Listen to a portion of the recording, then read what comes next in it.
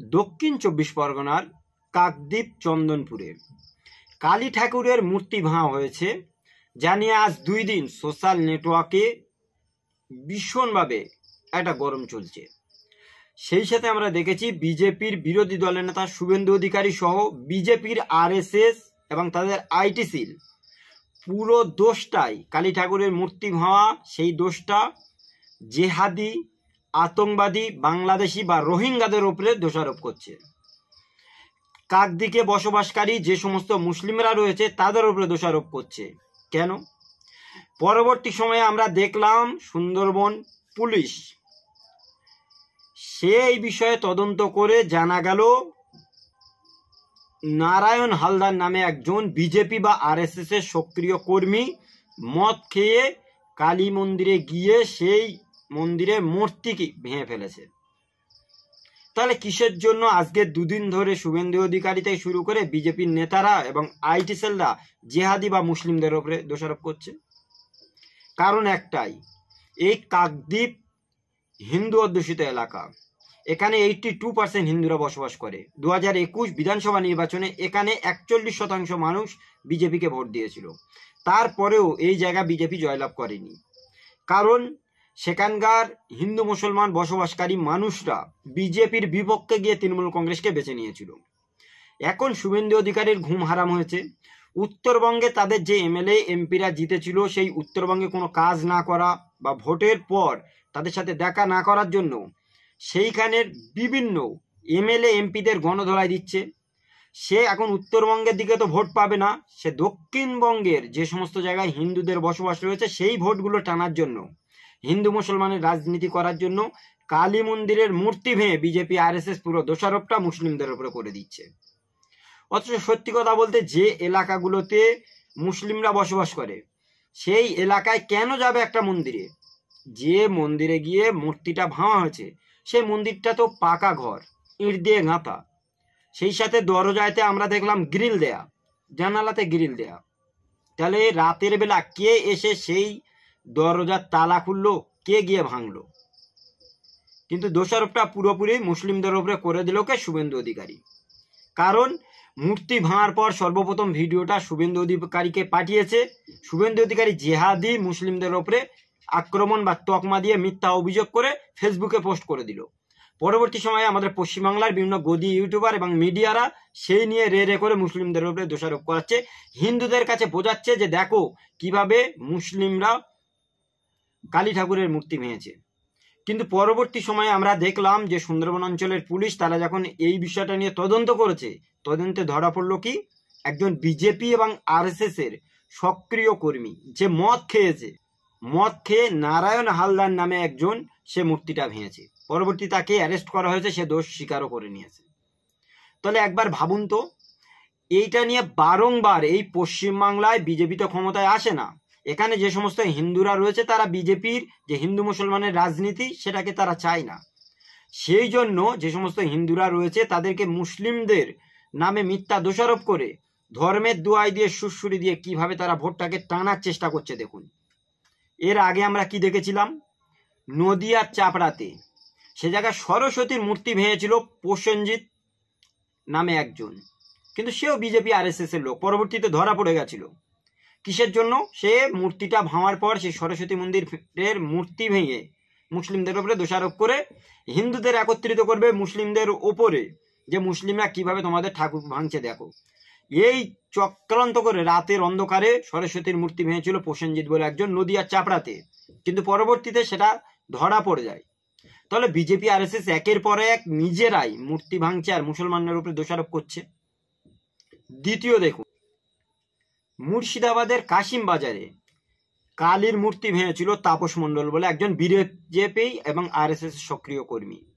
তারা নিজেরাই মূর্তি ভেঙেছে। পরবর্তী সময়ে মুর্শিদাবাদ সেটা মুসলিম অধ্যুষিত এলাকা, মুসলিমদের উপরে দোষারোপ করে দিয়েছে।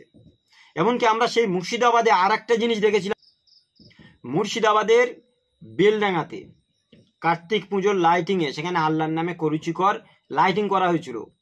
সেই জায়গায় সায়ন হালদার বলে একজন দোষারোপ ছিল, সে ইচ্ছা করে হিন্দু মুসলমানের ভিতরে একটা ডিভাইডেশন করার চক্রান্ত করছিল, যে জায়গায় শুভেন্দু এবং বিজেপির নেতারা গিয়ে হাওয়া দিচ্ছিল।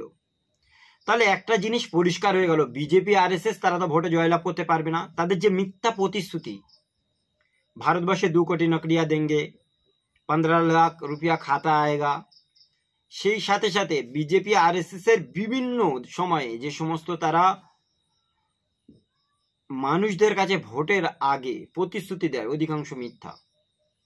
কিন্তু তারা অন্যান্য রাজ্যে যেভাবে ক্ষমতায় রয়েছে হিন্দু মুসলমান করে, উত্তরপ্রদেশের মতো জায়গায় যোগী আদিত্যনাথের রাজ চলছে কেবলমাত্র মুসলিমদের উপরে দোষারোপ করে। অ্যাজ ইট ইজ সেম ভাবে তারাও চেষ্টা করছে পশ্চিমবাংলায় কিভাবে হিন্দুদেরকে বোঝানো যায় যে মুসলিমরা কতটা ভয়ঙ্কর। ওই যে তাদের যে স্লোগান হিন্দু খাতরে মে হ্যাঁ, ভারতবর্ষে 80% মানুষ হিন্দু, মাত্র 14% মুসলিম, তাদের দেখে কিসের জন্য খাতরে মে থাকবে? যে দেশের প্রধানমন্ত্রী থেকে শুরু করে স্বরাষ্ট্রমন্ত্রী বা বিভিন্ন রাজ্যের মুখ্যমন্ত্রীরা হিন্দু, সেখানে হিন্দু খাতরে মে হ্যাঁ। আসলে সত্যি কথা বলতে যে জায়গাগুলোতে তারা ভোটে জয়লাভ করতে পারে না, সেখানকার হিন্দুদেরকে বোঝাচ্ছে যে তোমাদের ঠাকুর বাঁ হচ্ছে, তোমরা খুব বিপদের ভেতরে আছো, এটা বাংলাদেশ হয়ে যাচ্ছে দিনের পর দিন, তোমরা বিজেপিকে ভোট দাও, বিজেপিকে ভোট দিলে আমরা মুসলিমদের টাইট দিতে পারবো। কিন্তু এই পশ্চিমবাংলায় হিন্দু মুসলমান মিলেমিশে যেভাবে বসবাস করছে, দিনের পর দিন তারা বিজেপিকে প্রত্যাখ্যান করছে। আপনি দেখুন উত্তরবঙ্গের মতো জায়গায়, যে জায়গায় একসময় বিজেপির একটা বাড়বাড়ন্ত ছিল, প্রচুর সংখ্যক এমএলএ এমপি তাদেরকে দিয়েছিল, ভোট পরবর্তী সময়ে বিজেপি এবং আরএসএস এর এই সমস্ত এমএলএ এমপিরা সেই জায়গাগুলোর মানুষদের সঙ্গে দেখা করেনি, কথাও বলেনি, তাদের উন্নয়ন তো দূরের কথা কোনো ডেভেলপমেন্টই করতে পারেনি। সেই জন্য সেই উত্তরবঙ্গে তরাইনগরে যখন নদী ভেঙে চলে যাচ্ছে, সেই জায়গাতে ত্রাণ দিতে যাওয়ার নাম করে নিজেরা গিয়ে ফটো তুলছিল, পাবলিক রাগান্বিত হয়ে গণধোলাই দিয়েছে। সেই সাথে সাথে শুভেন্দু অধিকারী গত কয়েকদিন আগে দক্ষিণ 24 পরগনার আমতলা, মন্দির বাজার, ডায়মন্ড হারবারের মতো জায়গায় কালী পুজো উদ্বোধনে যাচ্ছিল। সেইখানেও আমরা দেখেছিলাম বিজেপির যে সমস্ত প্রাক্তন কর্মীরা রয়েছে, সেই সমস্ত নব্য বিজেপি, এই আদি বিজেপি শুভেন্দুকে মানতে পারেনি বলে তার গাড়ির ওপরে আক্রমণ করেছে। পরবর্তী সময়ে শুভেন্দু অধিকারী পুরো দোষটা মুসলিমদের ওপরে দিয়েছে, কারণ সে জানে তার দলের লোকেরা তাকে মেনে নিতে পারে না। কিন্তু দিন শেষে সে প্রত্যেকবার মুসলিমদের ওপরে দায়ভার চাপায় যে জিহাদিরা আমাদের গাড়িতে আক্রমণ করেছে, জিহাদিরা আমাদের মূর্তি ভাঙছে। কিন্তু সত্যি সত্যি যদি দেখা যায়, যে ক জায়গায় পশ্চিমবঙ্গে মূর্তি ভাঙা হয়েছে, প্রতিটা জায়গায় বাজার গরম করার চেষ্টা করেছে বিজেপি এবং আরএসএস, কিন্তু দিন শেষে তাদের সেই চক্রান্ত পুরোপুরি ফ্লপ হয়ে যায়। প্রত্যেক জায়গায় সায়ন হালদার থেকে শুরু করে নিয়ে এখন যে মূর্তি ভেঙেছে কাকদ্বীপে, চন্দননগরে নারায়ণ হালদার, তাহলে প্রত্যেক জায়গায় মানুষ বুঝতে পারছে হিন্দুরা নিজেদের মূর্তি ভেঙে মুসলিমদের উপরে দোষারোপ করতে চাইছে, আর বিজেপি আরএসএস এই জায়গাটা চক্রান্ত করে মুসলিমদের উপরে দোষারোপ করে যাচ্ছে বারংবার। পশ্চিমবাংলায় তারা এই সময় আর মাত্র 6 মাস বাকি বিধানসভা নির্বাচনে, তারা ভালো রকম চাইছে যে কোনো ইস্যু নিয়ে একটা বড় করে মুসলিমদের উপরে দায়ভার চাপিয়ে দেওয়ার। গত কয়েকদিন আগে উড়িষ্যা থেকে একজন ডাক্তারি পড়ুয়া আসা দুর্গাপুরে একজন তার মুসলিম বয়ফ্রেন্ডের সঙ্গে কুকর্মে লিপ্ত ছিল। পরবর্তী সময়ে বিজেপি আরএসএস সেটাকে ধর্ষণের অভিযোগ করে মুসলিমদের ওপরে তকমা দিয়েছিল, মিথ্যা অভিযোগ করেছিল, কিন্তু দিন শেষে সেটা সত্য বার হয়ে গেছে যে সত্যি সত্যি এখানে মুসলিমদের কোনো দোষারোপ নাই।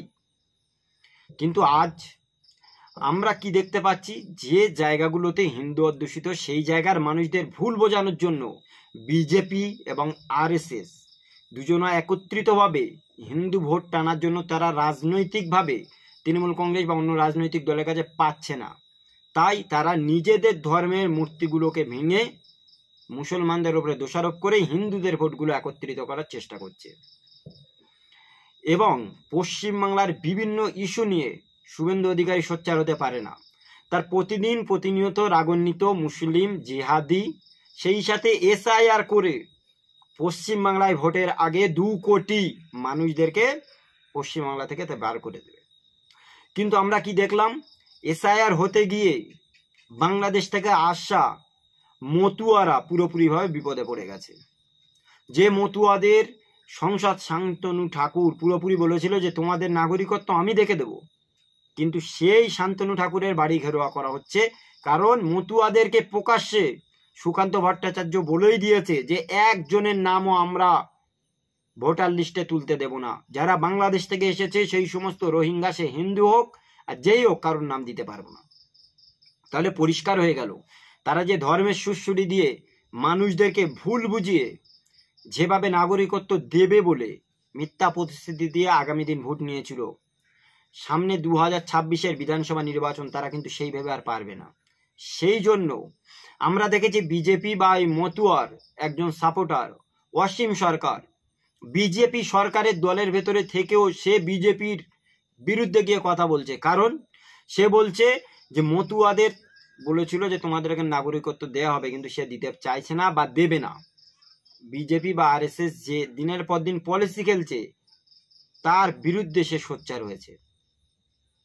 সেই ভিডিওটা একটু আমি আপনাদের দেখাই, দেখলেন ভিডিওটা, তাহলে কি বুঝতে পারলেন বলুন? এই পশ্চিমবাংলায় যে সমস্ত জায়গায় হিন্দুরা রয়েছে তাদের ভোট একত্রিত করার জন্য শুভেন্দু অধিকারী আরএসএস এবং বিজেপিদের ফিট করে বিভিন্ন জায়গায় যে সমস্ত মূর্তি বা ঠাকুর রয়েছে সেগুলোকে ভেঙে পরবর্তী সময় জেহাদি বা মুসলিমদের ওপরে একটা তকমা দিচ্ছে যে তারাই ভেঙেছে। কিন্তু পরবর্তী সময়ে যখন তদন্ত করা হচ্ছে দেখা যাচ্ছে যে না, পুরোপুরিভাবে বিজেপি আরএসএস এর লোকরা করেছে। সেই জায়গাতে বুঝে যাবার পর শুভেন্দু অধিকারীরা তাদের রাজনৈতিক রুটি সেঁকতে পারছে না। সুতরাং আগামী দিন আরো বড় বড় চক্রান্ত বিজেপি আরএসএস করবে এই পশ্চিমবাংলায় হিন্দু ভোটগুলোকে টানার জন্য।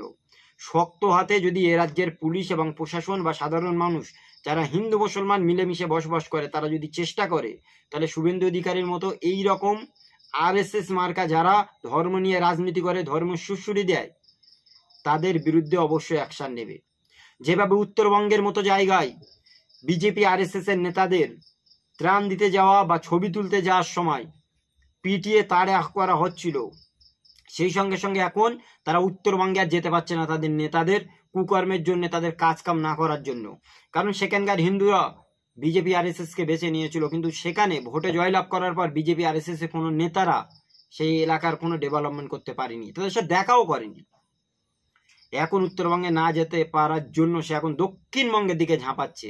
সেই জন্য শুভেন্দু অধিকারী মন্দির বাজার, আমতলা, ডায়মন্ড হারবার কালী পুজো উদ্বোধন করতে এসেছিল।